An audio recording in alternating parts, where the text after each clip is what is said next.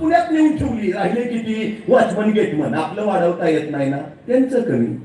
मी कायम ही गोष्ट सांगतो. एक राजा होता, त्या राजासमोर 2 कैदी आले. राजाने आरोप ऐकले आणि शिक्षा सुनावली, मरेपर्यंत फाशी. फाशीची शिक्षा ऐकल्याबरोबर एक कैदी तिथंच चक्कर येऊन पडला. दुसरा कैदी मात्र न्यूटन असल्यासारखा विचार करत बसला होता. पहिला शुद्धीवर आला तरी दुसरा न्यूटनच. मग पहिल्याने त्याला विचारलं, तू शिक्षा ऐकली नाही का?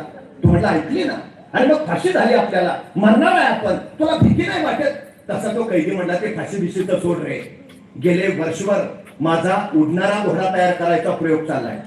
प्रयोग अंतिम टप्प्यात आहे. आता काही दिवसात माझा घोडा आकाशात उडेलच.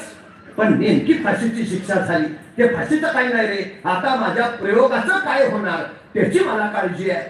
त्या कैद्याने विचारलं, उडणारा घोडा? घोडा कधी उडतो का?